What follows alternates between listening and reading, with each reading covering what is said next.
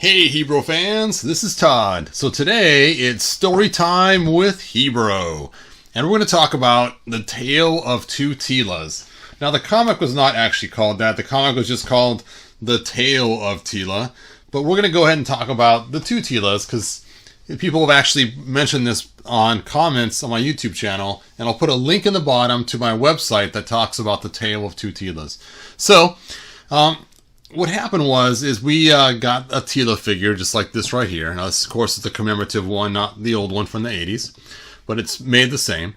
And we got just the one, but as you read through the comics, it got kind of confusing. So let's go ahead and take a look at some of these confusing comics and see if we can figure out what's going on. So let me go ahead and aim this down so we can look at the comics. Now, when we first got our figures, these were the first 4 comics we got.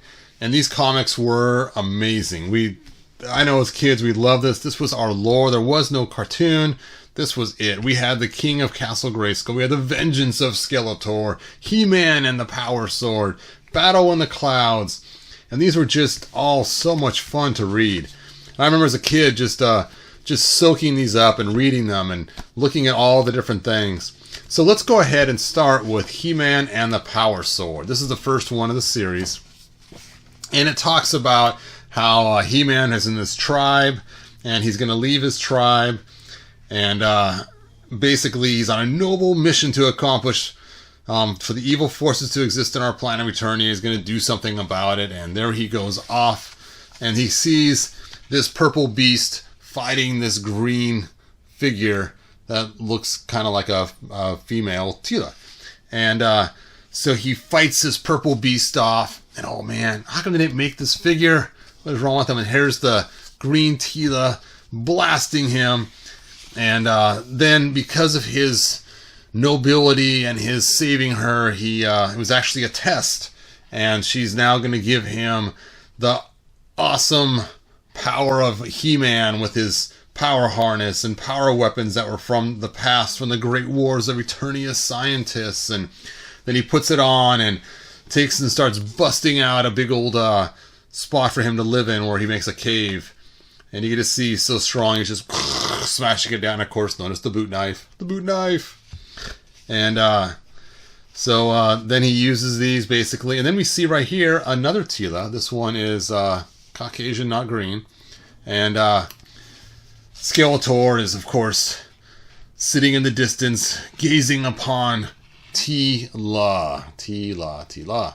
And as she's watered her unicorn named Charger. And there's Charger right there.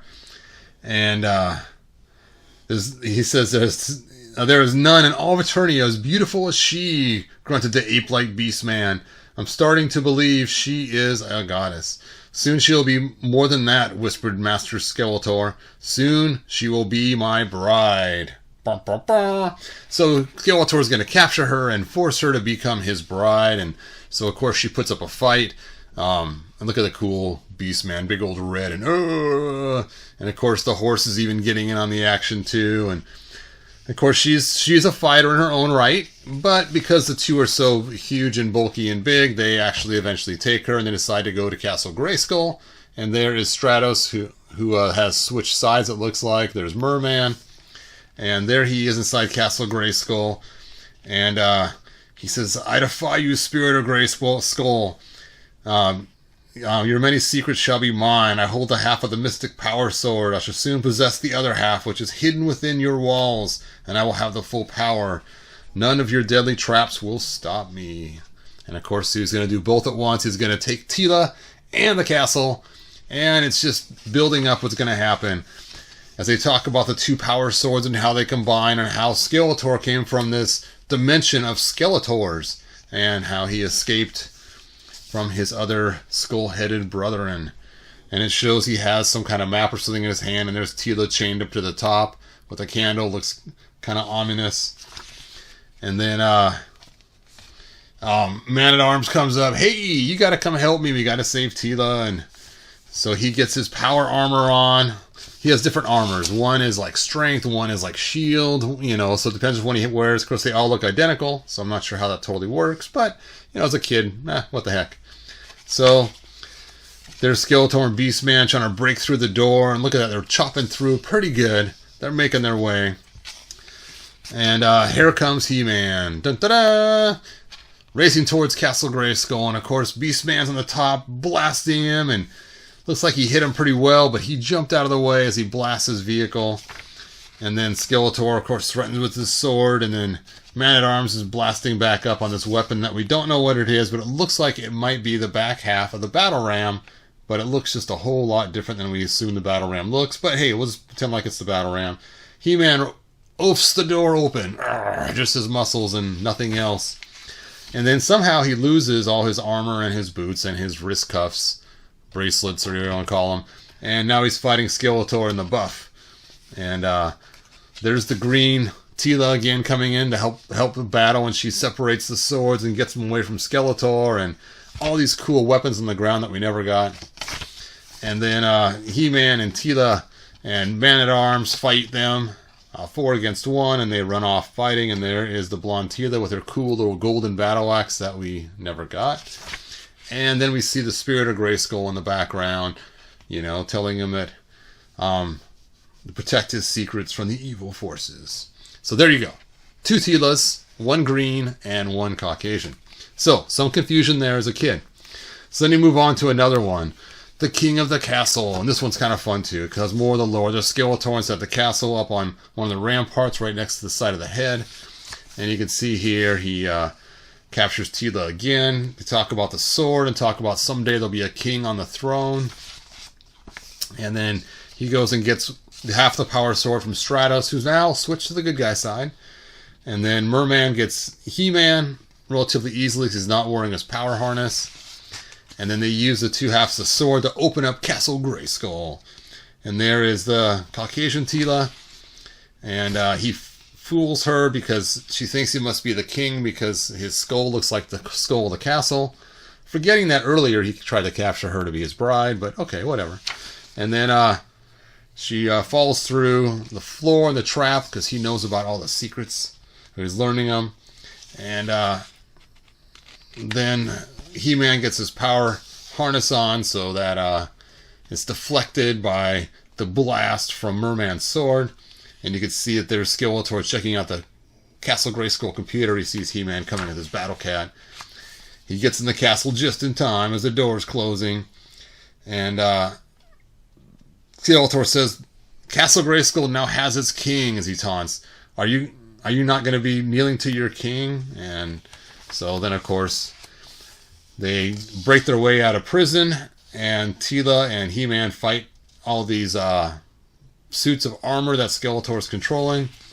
And there's a big old fight. That is just a cool scene right there. Look at that big old open floor with all the castle backgrounds. There they are fighting on the ramparts and stuff, with the ladders and everything. How cool is that? He blasts them with the gun on the ramparts. Look how long those ramparts are. So when I was actually younger, I actually made a roof for my castle out of a green giant bin. A big green bin that I chopped up and made into a castle top and sides. Then he fights Skeletor off the roof. They both fall to the ground and he runs off. And there's the spirit of Grayskull again. Woo! And he's separating the swords. And of course, this is the scene that all of us love. All of us fans of the smoke coming up as they are leaving. That is so cool. Alright, so this one only has 1 Teela in it, and she has kind of reddish hair. We saw a blonde Teela, we saw a reddish hair Teela, and then we also have seen the green Teela. So when you get on to this one, this is one of my favorites. And oh, the idea of a giant octopus monster, you cannot get any cooler than that. So here you have kind of the beginning story again of Skeletor talking about, you know, they're going on about He-Man and Man-at-Arms and Beastman in the forest. That's so cool, swinging from the vines, and Skeletor calls him. And then he calls Merman as well, and they come to Castle Grayskull, and there they are. They're going to try to break in again. And look how cool this looks with the whole entire sky and the blackness and the planets, and so cool. So then, of course, they attack He-Man on the way. There's Teela and her horse charger, because he's no unicorn on his head. And they throw He-Man into the sea. And of course, Merman controls the sea. And there he is fighting his cool octopus-looking creature with this really cool-looking head and this thing like a mole on the front. It's like a half mole, half octopus. And it does have 8 arms. There's 8 here and there's 8 here, so it isn't actually an octopus, even though it may not be an octopus by everything else. And here comes the winged warrior to save him. And he blasts him with his blast from his wristband right there. Hits him. He saves him. They thank by shaking hands. Hey, thanks for saving me. Hey, no problem. And then she's there with her charger, and they it's kind of funny. I don't know how many times I laid this thing on its side just so He-Man could lift it back up just to match the comic. And there they are at Castle Grayskull, and it's open, so they must have got pretty far. And now they're battling it out. And there they are, and look at how cool Beastman looks just coming down on He-Man. Now, in these comics, there is no Prince Adam. There is only He-Man, and that's what's so cool about these comics. And here he is blasting him. I was imagining some kind of ice or something, you know, being he's a sea guy, and it's just hitting him with it. Oh, it does say, instantly cool to ice. So there we go. I guess that's why I thought that, because I must have read it in the book at one time. And there they are blasting each other, and because He-Man jumps out of the way, so of course the two bad guys blast each other. Skeletor gets mad at them, you fools, you know, and basically He-Man hits him with the front of his sky sled, and he blasts his own guys, and they leave. So in this one, just one Teela, and there's the spirit of Grayskull again. And we now have Battle in the Clouds, the last of the 4 comics, and who knows the exact order. I'm sure somebody does, but I may be doing these out of order, but that's okay. So we have Stratos. This time he's a good guy, and they're trying for the same stick again, trying to get in the Castle Grayskull.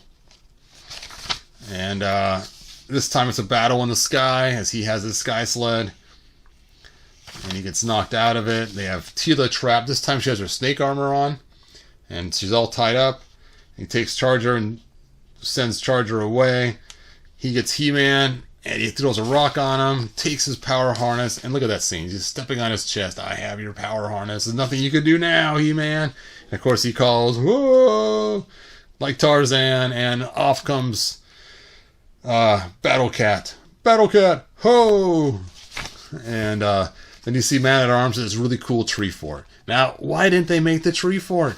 I know they were going to make one that hung on their wall that has all kinds of cool stuff, but this would be kind of a fun little thing. And notice it's pretty small. I mean, Man-at-Arms could probably barely lay down in there, but if he's going to take a nap in his little tree fort, but still cool. A cabin, tree fort, whatever it is. And they run off, this time with the Wind Raider, another vehicle. And they get to this mountain, this craggly mountain. And there's Merman. He's even getting shot by the battle ram all on its own. And then you see them going at the Wind Raider, and he's riding on the outside like he's some kind of wing walker. Whoa, He-Man. He's got the cool flowing blonde hair. And they're battling in the sky right now. The sea guy and Tarzan He-Man. And of course, Man-at-Arms falls to his... Nope, not Doom. There he is. He's okay. As they crash. And then Stratos comes in and sucker punches him with his head, just like Ram Man would have if Ram Man existed at this time. And then he says, I found him, and they fly off and live happily ever after. So again, this one right here, not much of Teela at all, just her being tied up pretty much, and she has her snake armor. So, confusion as a young man. It's like, why do we have all these Teelas, and what does it stand for? So, Mattel solved our problem. They came up with this comic called The Tale of Teela to try to help us understand what's going on in this universe of these 2 Teelas. And in this one here, we see Teela being tortured basically in her dreams from her mother and can't figure it out. She decides wants to find out what's going on, and so she goes off on this hunt to figure out what's going on. Of course, faces Skeletor's baddies and stuff, because that makes the comic, right? Otherwise, it's not fun not seeing people fight. And of course she gets captured again, because that's what Teela does. She gets captured. They should have had ropes. They should have included ropes with Teela. That way you can capture her easier, instead of trying to use your dental floss or your yo-yo string.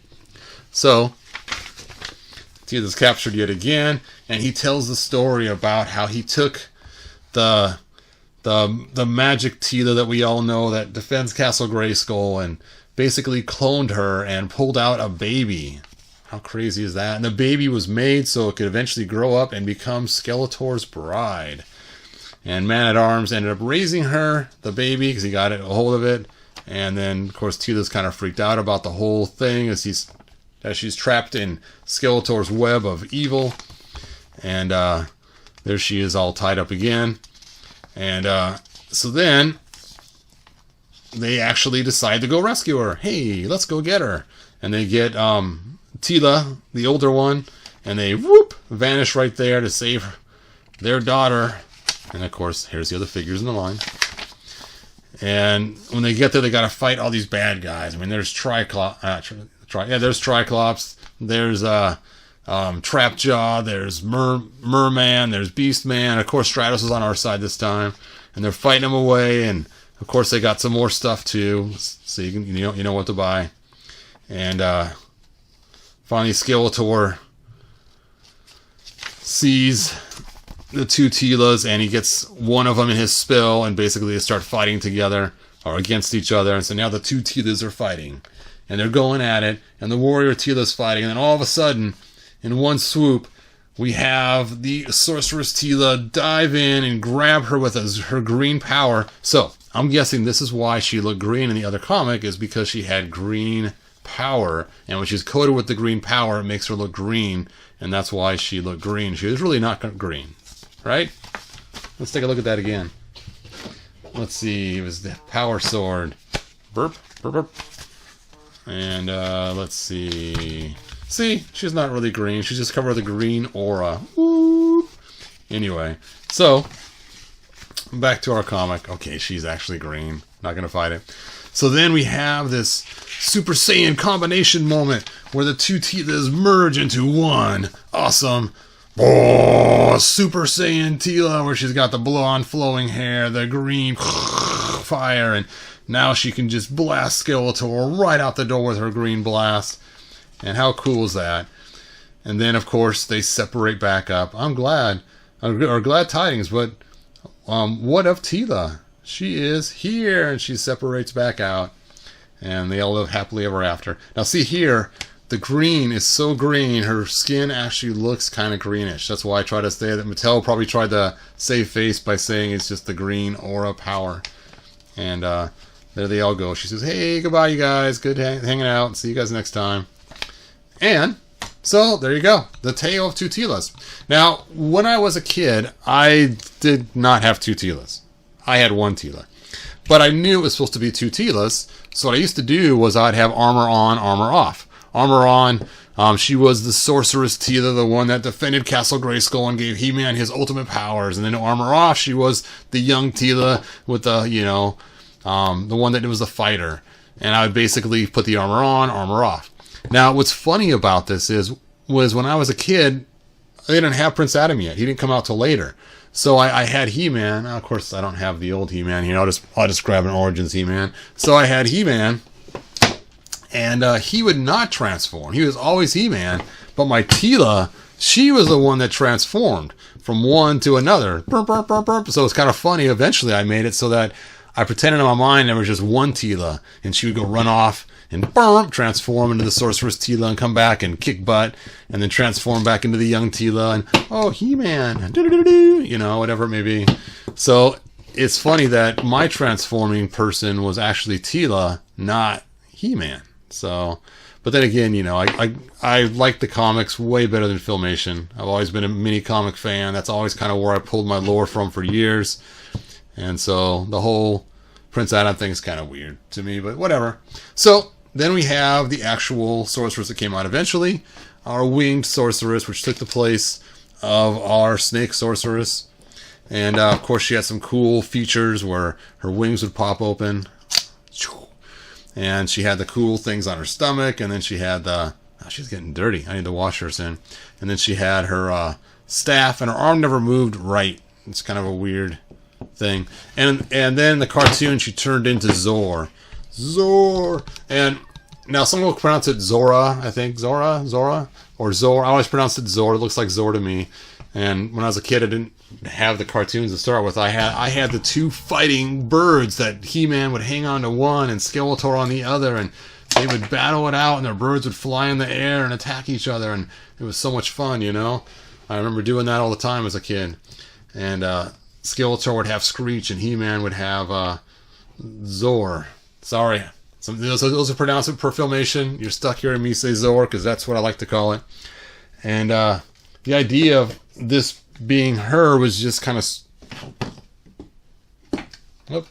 The idea of this being her was just kind of strange to me. You could see, of course, the wing motif, how it's the same. But this came out way, way, way, way before this figure did. In fact, by the time this figure came out, I was already done with He-Man figures. I was on to girls. So, unfortunately, I never got her as a kid, because I basically I had the first 2 years of figures and a couple of the third-year figures, but not many. So, most of my figures were just the first 2 years, is all that I really had. Alright, so, there you go. Now, one more thing is somebody did ask me about my 2000X Giant Skeletor.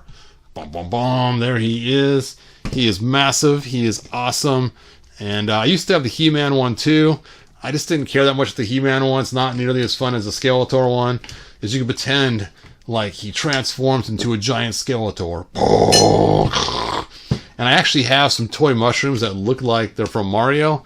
And I used to take those mushrooms, and I had a small one that I made for him, put in his hand, and then he would transform into the giant, awesome, massive Skeletor. Now, the Havoc staff didn't come with the Skeletor. This is actually from the 12-inch giants that they made for Skeletor and He-Man. And so that's where he got his Havoc staff from. So, there you go. There is the giant Skeletor, 2000X style. And he's cool. Let me go grab those mushrooms and show you. Alright, so here's how this kind of worked. Is I would take like this Skeletor right here, put the mushroom in his hand, and here's a little mushroom right here. Put the mushroom in his hand. Hold in your hand, man. You can do it.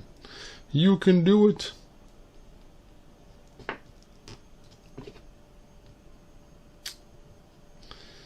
"15 minutes of He-Bro trying to put a mushroom in Skeletor's hand." Just what you guys tuned in for, right? There we go. Oh!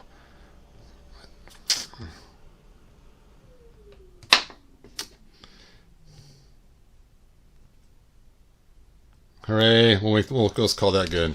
Boop. There we go. And if you took and aimed the camera just right and lined it up, you could actually make it look like he's the same size if you did it just right. Now, I'm not going to spend the time doing it right now, but basically something like that, you know. And then you just take this one, pull him out of the scene, put him in the scene, and then you take the big mushroom and you stick it in his hand. With the sword in the same hand, and it looks like he transformed into giant Skeletor from the mushroom from Mario. So there you go. That was my idea. So they're supposed to kind of be in the same size comparison. So you got the small one there, got the big one there, and bada bing, bada boom, he can transform. Now later on they made some candies that look like the mushroom, and it's like, wow, I got pretty close. Not exactly, I didn't put the dot on top, but it was kind of fun. I just used Sculpey to make these and stuck them in the oven. I didn't know there was a dot on top though, because I was going off the video game and just what I could find. So, there you go. There is my 2000X Giant Skeletor for that guy that asked. Alright, you guys. Thanks for watching. My desk has become a huge mess of figures. I need to start cleaning them up and putting them away. And I will see you guys next video. Thanks for watching. Like, subscribe, tell your friends. Bye now.